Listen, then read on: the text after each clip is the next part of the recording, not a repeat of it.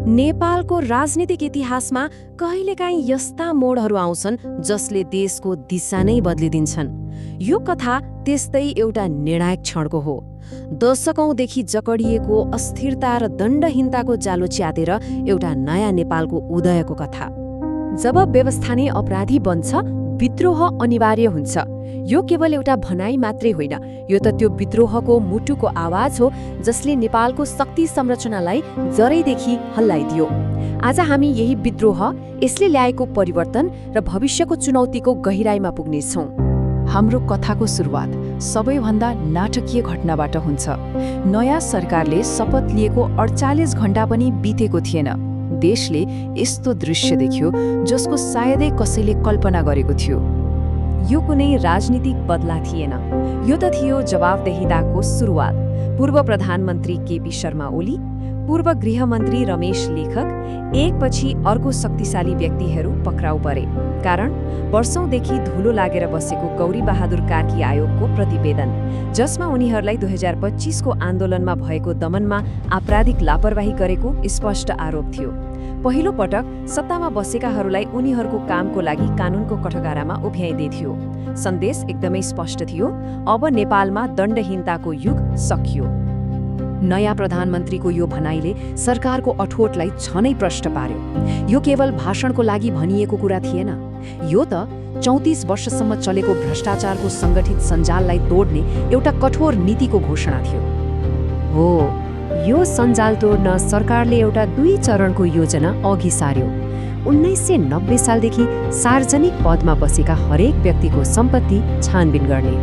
पहिलो चरणमा digital record भएका पछिल्ला 20 वर्षको जाँच हुनेछ, जुन छिटो हुन्छ। अनि दोस्रो चरणमा पुराना म्यानुअल फाइलहरू पल्टाइनेछन्। लक्ष्य एउटै मात्र, अवैध तरिकाले कमाएको हरेक पैसा राष्ट्रियकरण गर्ने। यो दशकौंदेखिको सङ्गठित लोकतन्त्रमाथिको सायद सबैभन्दा ठूलो र निर्णायक प्रहार हो। तर प्रश्न उठ्छ, यो सब भयो कसरी? यो परिवर्तनको आँधी एकाएक कहाँबाट आयो? यसको जवाफ पाउन हामीले समयमा अलिकति पछाडि फर्कनुपर्छ। त्यो झिल्कोसम्म पुग्नुपर्छ जसले विद्रोहको आगो सल्कायो। सबै कुरा सुरु भयो सरकारको एउटा निर्णयबाट, 26 वटा सामाजिक सञ्जालमाथि प्रतिबन्ध। तर यो निर्णयले युवाहरूलाई तर्साउनुको साटो उल्टै सडकमा उतारिदियो। जेन जी अर्थात् युवा पुस्ताको नेतृत्वमा सुरु भएको यो विद्रोह यति फैलियो कि राज्यको दमनका बावजुद 76 जनाले ज्यान गुमाउँदा पनि यो रोकिएन। अन्ततः यही विद्रोहले तत्कालीन प्रधानमन्त्रीलाई राजीनामा दिन बाध्य बनायो र देशलाई एउटा नयाँ निर्वाचनतर्फ धकेलियो। त्यो निर्वाचन केवल एउटा सामान्य निर्वाचन थिएन, त्यो त एक किसिमको जनमत सङ्ग्रह थियो। पुरानो व्यवस्थाको पक्षमा कि परिवर्तनको? जनताले आफ्नो फैसला सुनाए र त्यो फैसलाले नेपालको राजनीतिक इतिहासमा सुनामी नै ल्याइदियो। यी अङ्कहरू हेरौँ त, यिनले शब्दले भन्दा शक्तिशाली कथा भन्छन्। 2022 मा जम्मा 20 सिट जितेको राष्ट्रिय स्वतन्त्र पार्टीले 2026 मा एकैचोटि 182 सिट जित्यो। अर्कोतिर दशकौंदेखि राजनीतिमा राज गरेका नेपाली कांग्रेस र एमाले जस्ता दलहरू 79 बाट 38 मा अनि 78 बाट 25 सिटमा खुम्चिए। यो सामान्य हारजित थिएन, यो त राजनीतिक शक्तिको पुरै कायापलट थियो। समानुपातिक मतको यो आँकडाले त जनलहर कति बलियो थियो भन्ने कुरा अझै छर्लङ्ग पार्छ। राजपापाले एक्लै झण्डै आधा अर्थात् 47.8% मत पायो। यसको मतलब देशका लगभग आधा मतदाताले पुरानो व्यवस्थालाई ठाडै अस्वीकार गरिदिएका थिए। ती ठूलो र स्पष्ट जनमत पाएपछि नयाँ सरकारले एक दिन पनि खेर फालेन। उनीहरूले तुरुन्तै एउटा 100 दिने कार्ययोजना सार्वजनिक गरे, जसलाई नयाँ नेपालको ब्लुप्रिन्ट पनि भनिएको छ। यी खोक्रा वाचाहरू होइनन्, यो 100 बुँदे कार्यपत्रका 5 मुख्य स्तम्भ छन्। पहिलो, प्रशासनिक सुधार, जस अन्तर्गत 22 वटा मन्त्रालयलाई घटाएर 17 मा झारिनेछ। दोस्रो, डिजिटल गभर्नेन्स, जसले पासपोर्ट जस्ता सेवा घरमै पुर्याउनेछ, मतलब कुनै झन्झट बिना। तेस्रो, त्यही सम्पत्ति छानबिन। चौथो, आन्दोलनका शहीदलाई न्याय।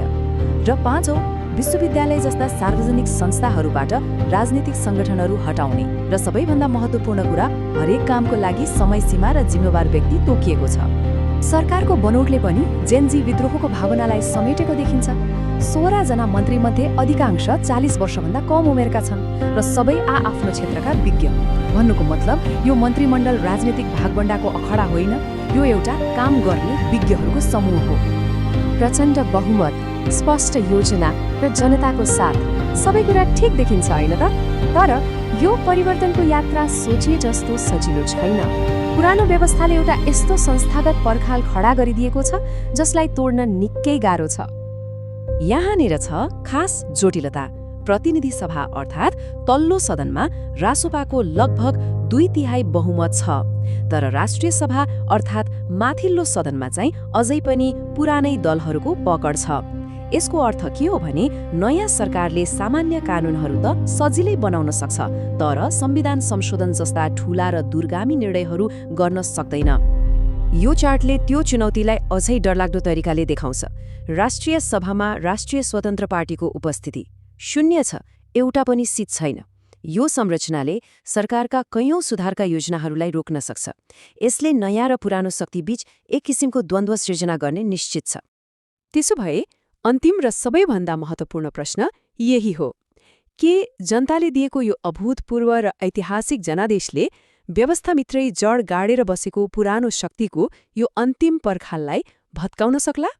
नेपालको भविष्य सायद यही प्रश्नको उत्तरमा अडिएको छ।